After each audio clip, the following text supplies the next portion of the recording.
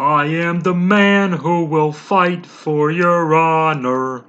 I am the hero you've been dreaming of.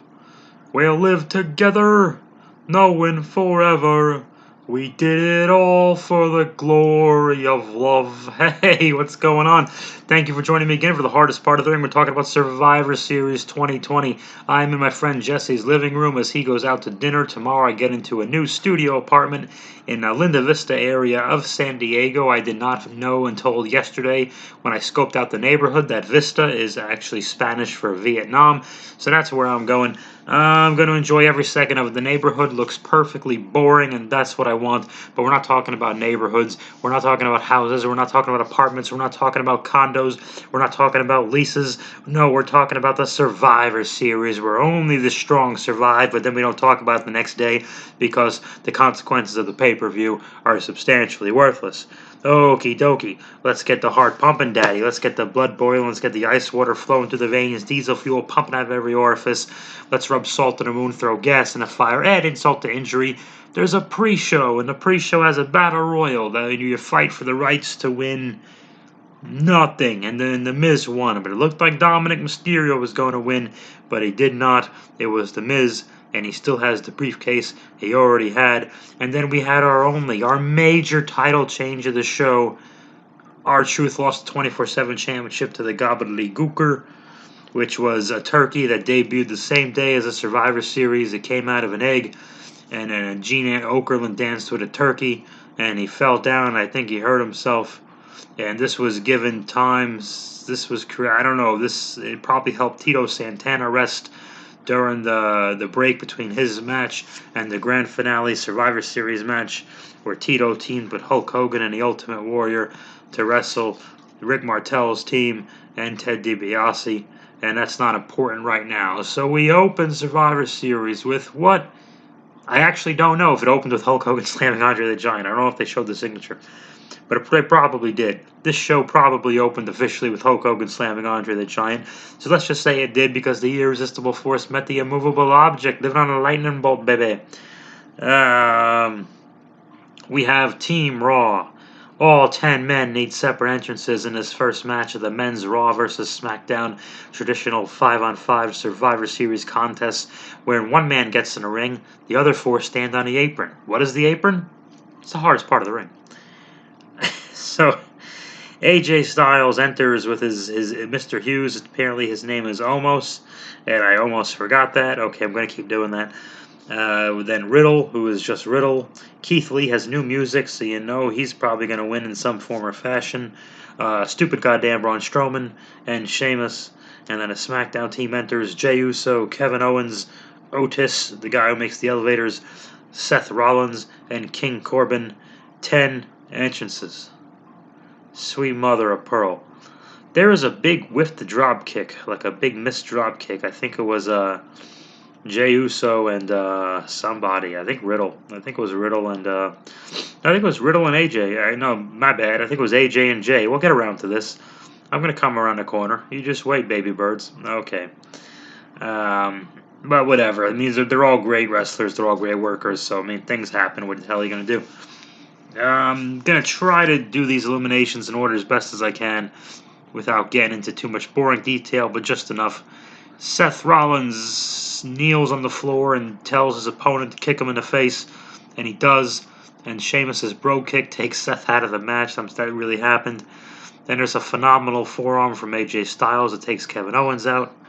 There are 2 cats in this apartment who don't live in this apartment, but they have a weird community thing where my buddy Jesse just lets the cats in, and they're everywhere, and I'm allergic, and now they're making weird noises, and I'm hoping they're just alive. I got freaked out for a second. I apologize. But anyway, now there's less men standing on the apron, the hardest part of the ring. Forgive my sniffling. It's the cats. King Corbin got eliminated by Matt Riddle, I believe. And Otis got eliminated by stupid goddamn Braun Strowman. Jey Uso was left 1-on-5. The odds are against him. And he gets eliminated by Keith. And Keith wins the match. Well, they all win the match, all 5 of them. And Keith's new music plays again. See, it's the new music rule. I give the match 9 stars. Well, they're all great wrestlers. fighting for absolutely no reason. I didn't hate it. I was entertained enough by it. I think I was having 2 fish tacos from this place called Nico's down the street. Mind you, I'm like 3 houses away from the Pacific Ocean right now, as was I when I watched this. So I'm in a different world. It's culture shock every couple of days for me, so I'm very confused. And I was very confused by this match. I'm glad Keith won. And Keith looked awesome. I think he caught Jay in a Samoan drop position off Jay jumping off the ropes. Which, by the way, you don't realize it. The Usos are also big dudes, so that's impressive. And he pushed him into his spirit bomb thing from there. So the idea is that 5 guys from Raw, and my prediction was wrong. I said AJ would be eliminated first, and like all 4 minus AJ would win the match, and I was wrong. They all won it. So 5 Raw guys who can't get along and can't stop fighting can clean sweep beat 5 SmackDown guys who, for the most part, are trying to win the match. Yeah. Okay. Yeah, I don't know why people look at it as the B show. What could possibly be the issue here? Oh, 9 stars from Dave Stale Seltzer at the Wrestling Rubbernecker. The New Day with Big E. Big E enters them because he has nothing to do. I don't know why he couldn't be on Team SmackDown. They enter there with their full gear outfit. It's like a video game on the Xbox. I'm not popular with the games. I know that you have to duck 4 times when Great Tiger tries to do his Tiger Punch, and then you do an uppercut, and then he goes down. And you can beat King Hippo if you punch him in the stomach. You see the X when his boxers fall down. And Bald Bull, when he charges, you got to give him a stomach jab and time it just right. And you can take him down. That's everything I know about video games. And if you're lucky, you can jog in a pink sweatsuit past the Statue of Liberty. The Street Profits are doing a promo backstage because why would you enter the ring for your important match? And they keep having the Street Profits hype up everything that is on the show. Like they're not good enough to just be there. They have to do a commercial for the show. Sorry for sniffling. And they talk about The Undertaker, The New Day. This is one of those things where you have a babyface match, but someone still has to take the heat, and someone's supposed to make a comeback. So whoever takes the heat takes the heel role, but they're not turning heel. They're not even necessarily cheating, but they're getting heat for someone else's comeback, and that's what New Day was doing here. And New Day would put a little extra sauce on it. They were playing with the cups and having fun because they're still going to be baby faces when it's all over. But if Profits go out and disrespect New Day, it's not going to work the same. New Day's established. They have a hot tag. Dawkins gets it. And the Profits go over, 46 stars. This is a great back and forth tag team match. 2 teams looking like they were trying to win. It's a shame it was for no reason. But anyway, I give it 46 stars. And big hugs. Everyone hugged. I like the hugs. I always like hugs afterwards. And hugs get 5 stars as well. They were good hugs. Snug, not stiff, but snug hugs. The SmackDown women prepare. The Raw women prepare. Well, I'm trying to read my handwriting. Sorry, guys. So, same thing. Bayley says he's the captain. Natty thinks she's the captain. On Raw, they yell at Lana and tell her not to tag in, which is ludicrous because even if you don't think she's a great wrestler, she's on your team. Why wouldn't you want her to at least be ready to even use as fodder or a backup? Even if you don't have faith in her, she's there, and why would you want it 4-on-5? That makes no sense. Nothing they did with Lana has made any sense. And this show was way worse. Sami Zayn and Bobby Lashley fight the inner hole. What the fuck was that? Oh, a leaf fell off a plant, but it was a big leaf. Okay. Jesus, I'm terrified of this place. Sami Zayn versus Bobby Lashley with the Hurt Business. So Sami had to deal with all 4 guys, and it put Sami in like an underdog role, which is weird. It was entertaining. A little too long. Sami understands who Sami is better than most people understand who they are. So he's in there with he's got every trick in the book. He fake trips over MVP, tries to get it DQ'd. Eventually, he gets trapped in the full Nelson by Bobby, 1,100 stars. And we kind of knew Bobby was the guy. We're going to go with the body in here, and we're going to go with Raw. So That was a given. We see Jey Uso, Jimmy Uso, Roman Reigns, and Paul Heyman are backstage, and Roman Reigns is mad at Jey for losing, even though it was 5-on-1, and he has some kind of twisted logic where if you was 5-on-1 because they didn't respect you, and that means they don't respect me, and he tells Jimmy to go away, but Jey to stay, and I really don't know what was going on there. But it was well done. Everything Roman does is believable. Paul's stuff is believable. The Usos too. Everybody, they have it down, and you can tell that's when people work together, who are close with each other. They read each other. They just have it down. Asuka wrestles Sasha Banks after this, and Sasha took a nasty bump on the apron, which is the hardest part of the ring. These two had a good back and forth. I feel I don't mind Sasha winning with the roll up. I give it 2,000 stars, by the way. I feel if Sasha's gonna go over, Asuka should have dominated more of the match. It was a little too back and forth for me. Asuka's been this buzzsaw monster, and Sasha is smaller. And if we're gonna give Sasha a redemption story, and please don't boo her anymore because she's on a Star Wars thing, then Sasha could have just taken less offense and still won with the same finish. So I thought they were a little overcompensating there. It really didn't do Asuka any favors, but Asuka's barely been on TV for a month hyping Survivor Series, so they spent all this time on Lana. Vince likes blondes. We recap the pre-show in case you forgot. Oh, the Gooker loses. Sorry, the Gooker loses the title to Tozawa, who loses the title of the Truth, and that title is the 24/7 championship. So don't say no major title changes happened. Big serious title changes happened as the 24/7 championship changed hands on 3 different occasions. R-Truth is once again the 24/7 champion. So I'm really interested to see where that. No, I'm not. The Truth was great on a pre-show, thinking they were there to honor the 30-year anniversary of the Gobbledygooker. So it's not Truth's fault. Truth's fault. Okie dokie. Hey, we have a recap. Nia Jax enters as a recap of the 9 table bumps that she put Lana through, where she let Lana take off the bump.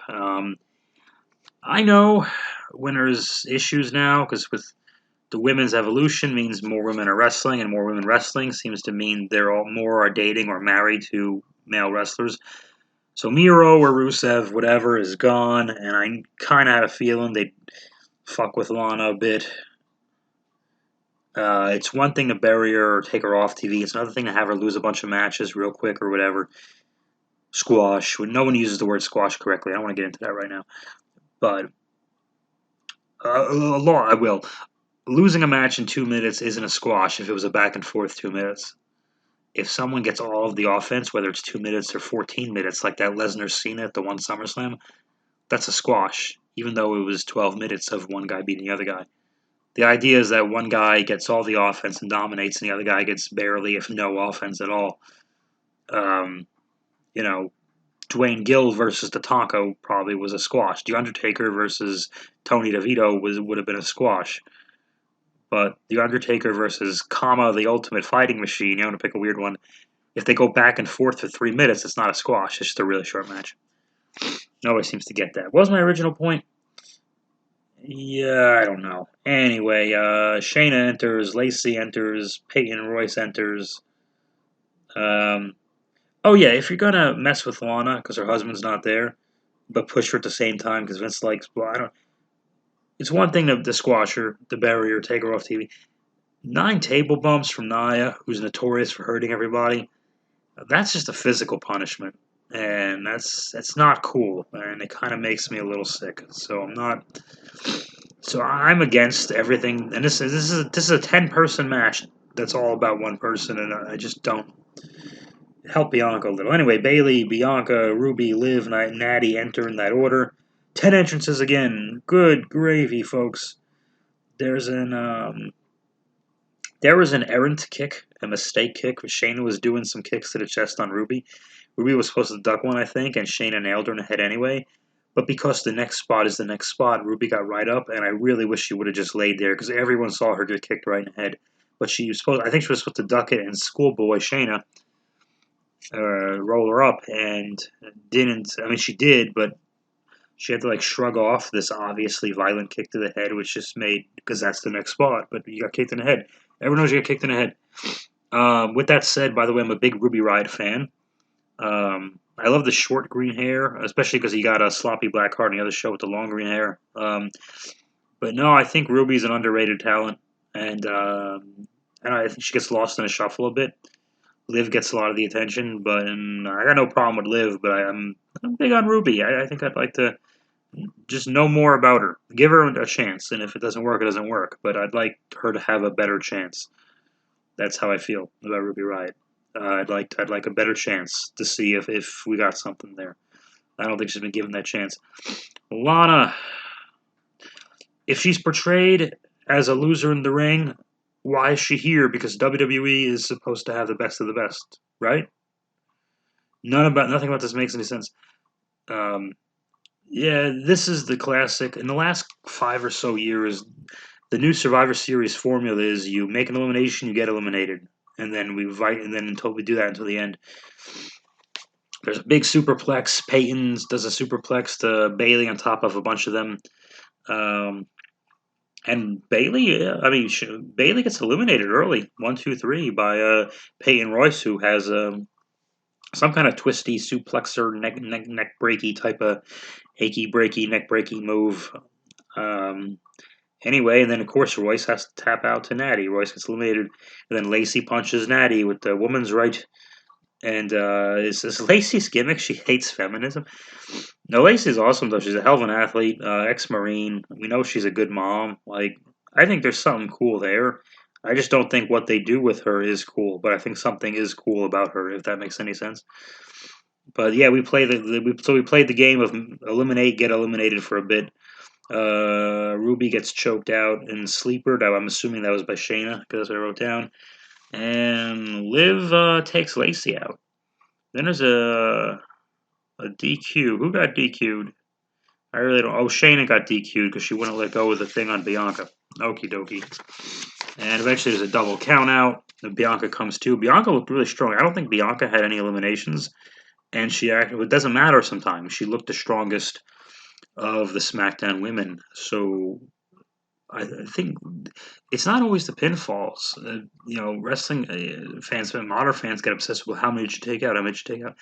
Doesn't matter. She fought the hardest and beat up the most Raw women the most time. She was pressing them here, throwing them there, and fighting out of their finishers. And so I do think they did as much with Bianca as they humanly could.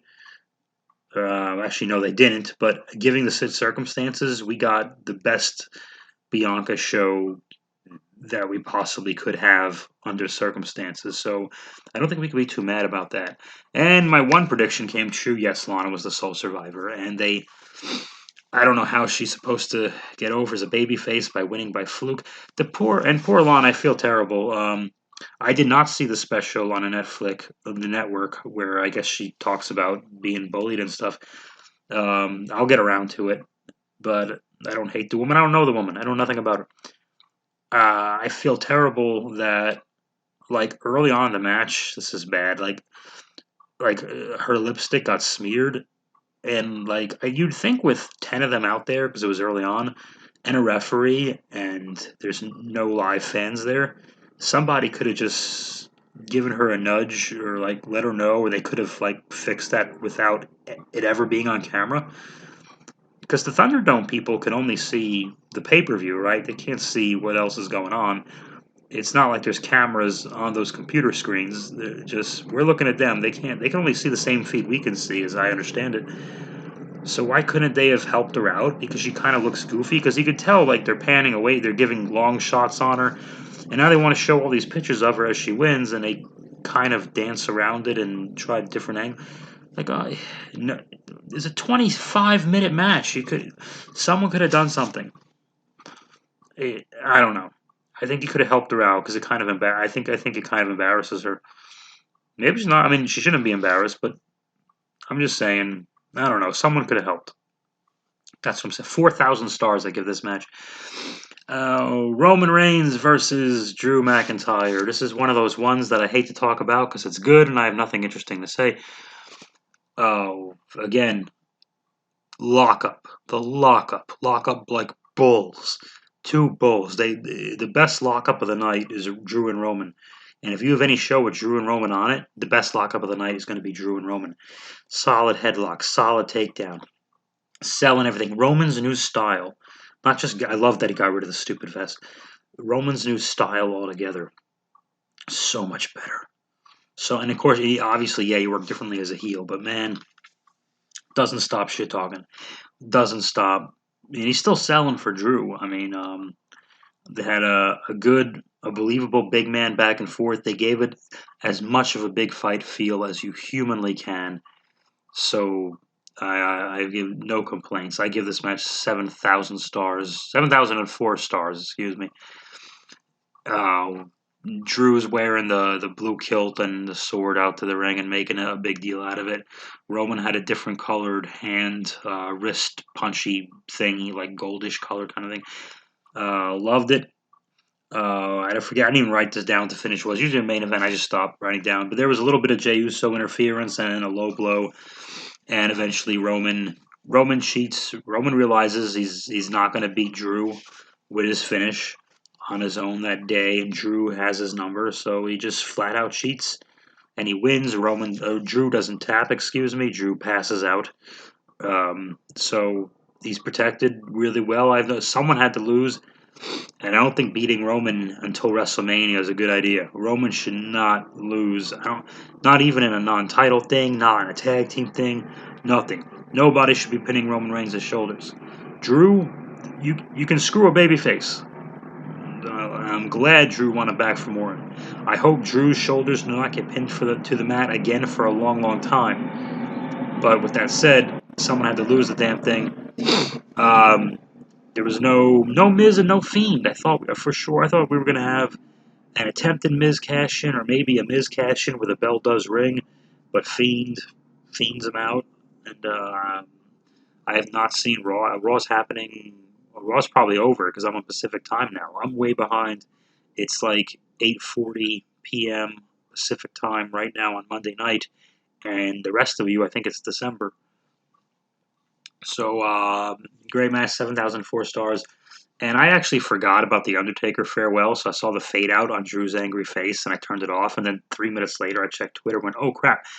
And I didn't miss anything. Taker was, I mean, he had a lot of legends in the ring. Undertaker uh, comes out, he does the genuflect to a Paul Bearer hologram, and Vince introduces him just before that, and then I think Vince evaporates shortly after. Good God, look at him.